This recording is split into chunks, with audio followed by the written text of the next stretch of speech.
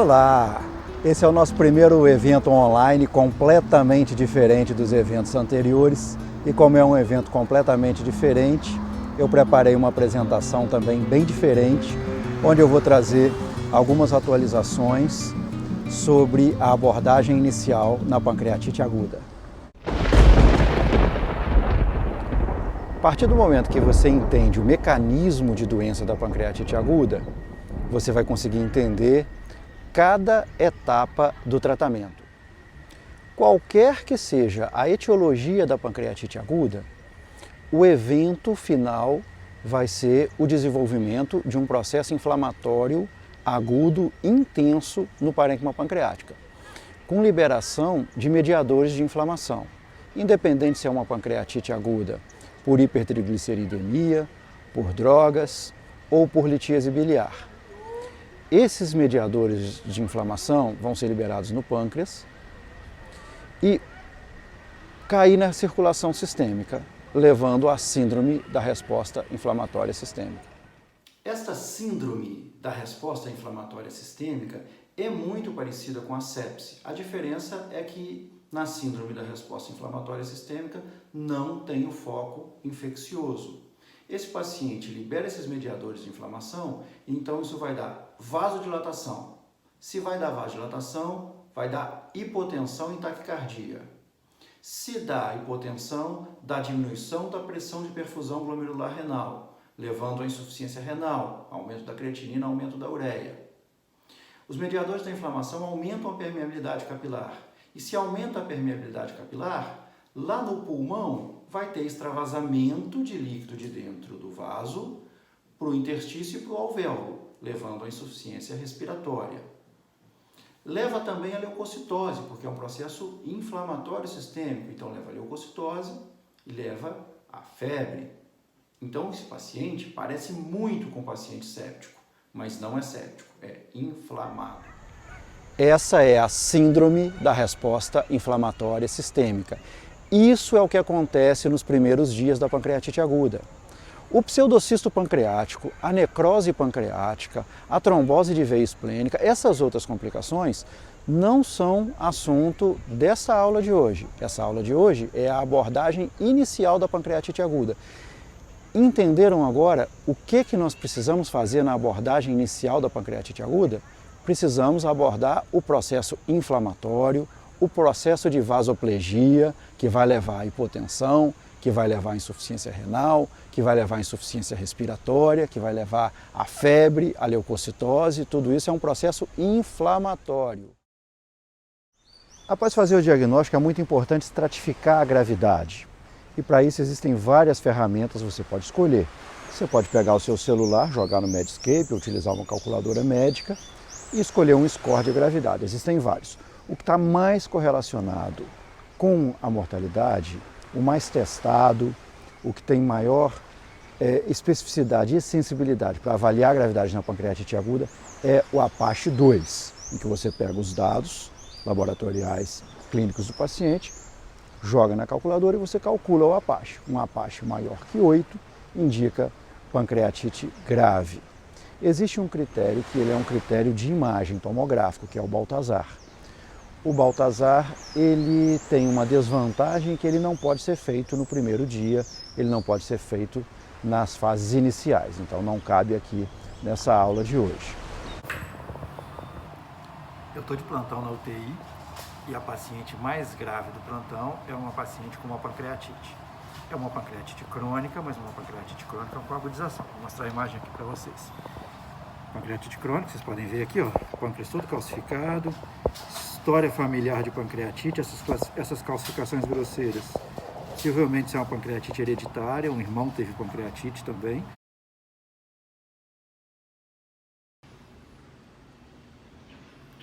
Os conceitos em medicina, os tratamentos, as condutas vão mudando com o tempo. Hoje em dia já não existe mais aquele rigor da recomendação de deixar todo o paciente com pancreatite aguda em dieta zero. Se o paciente tem uma pancreatite aguda leve, está estável, não tem nenhuma comorbidade mais grave, ele não precisa ficar em dieta zero. Outra mudança recente também, relativamente recente, é que não existe mais, como antigamente, a recomendação de tipos específicos de dieta para a pancreatite aguda. O paciente que tem uma pancreatite leve e que vai receber uma dieta por via oral, não tem uma dieta específica para ele. E aquele paciente que vai receber a dieta enteral por via sonda nasoentérica, também não tem um tipo específico de dieta para ele.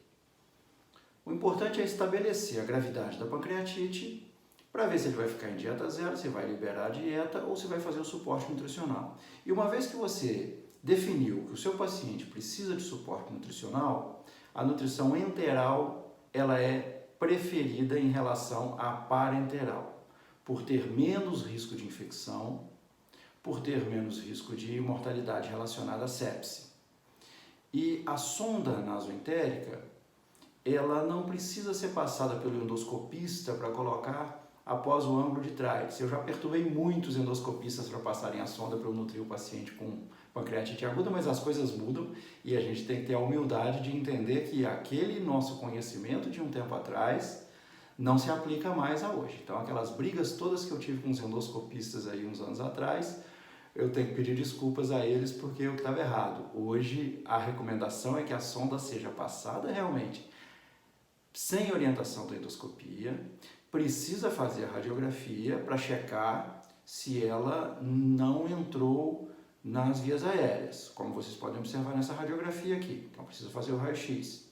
Mas se ela está no estômago, já pode começar a dieta com a sonda no estômago mesmo. E não há mais a necessidade de se prescrever a dieta enteral oligomérica ou a dieta enteral elementar. Pode ser a dieta enteral normocalórica, normoproteica que você tem disponível no seu hospital. No caso do paciente que está com ilho adinâmico, aquele paciente que está com distensão abdominal, com ausência de peristalse, nessa situação a gente faz a dieta parenteral, a nutrição parenteral total. Mas nos outros casos todos vai ser a dieta enteral, com sonda nasoentérica, passada à beira-leito, sem necessidade de endoscopia, mas com necessidade de confirmação radiológica do posicionamento dela no estômago ou no duodeno.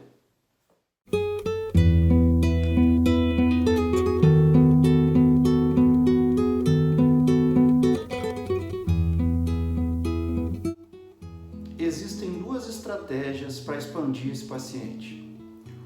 Uma, a mais tradicional, a mais antiga, que é a dose fixa de soro, em que o paciente chega no pronto-socorro, faz-se o diagnóstico de pancreatite aguda e assim que se tem o diagnóstico de pancreatite aguda, faz de 1 a 2 litros de cristalóide em bolos e depois mantém uma infusão contínua de 250 ml por hora.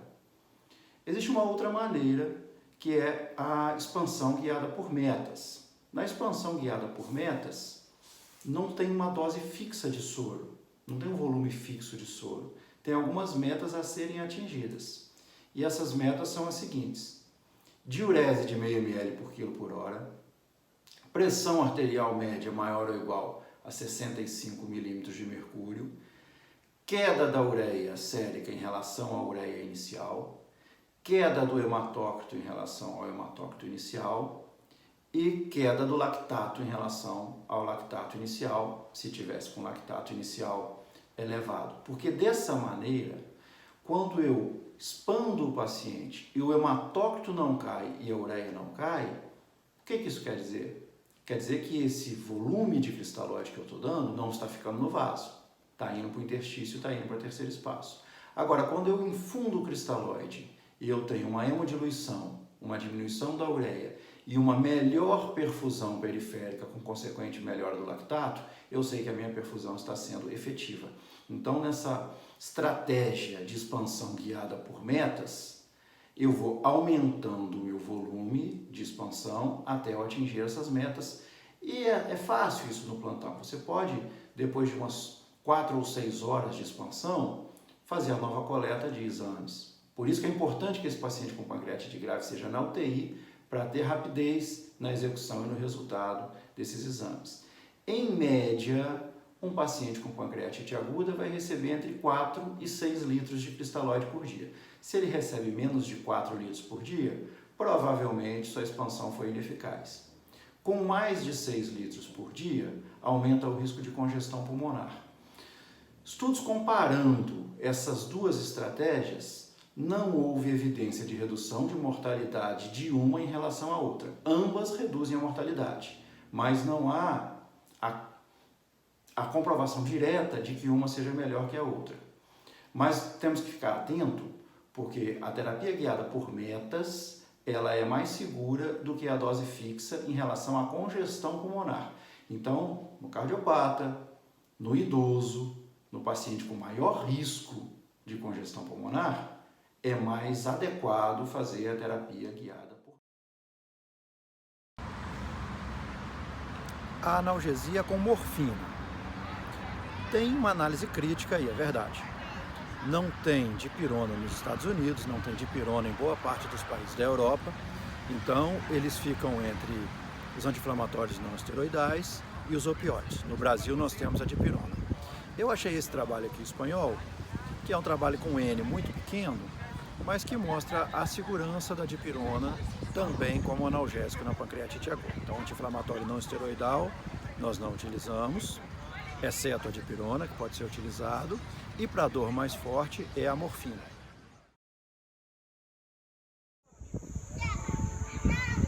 Eu não preciso usar uma bala de canhão para tratar um processo inflamatório. Estou me referindo ao antibiótico. Para que eu vou usar antibiótico?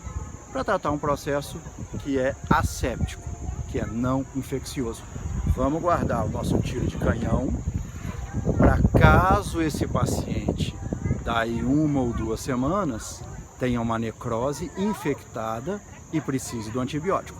Se eu usar o antibiótico agora, eu vou seletivar a flora e esse paciente vai ter uma infecção fúngica muito mais grave quando chegar o momento dele ter infecção. E tem uma paciente aqui, jovem, com uma pancreatite aguda, hoje é o 4º dia de evolução, e olhem a tomografia dela, evidenciando aqui o pâncreas bastante edemaciado, com coleção peripancreática.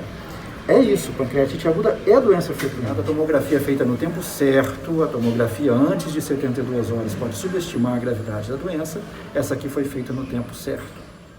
Uma vez que já se tem o diagnóstico de pancreatite aguda, nós temos os exames de imagem. E a ultrassonografia, a tomografia e a CPRE, cada um tem o seu papel. O papel da ultrassonografia é estabelecer a etiologia, se é uma pancreatite biliar, e proceder então com a colestectomia.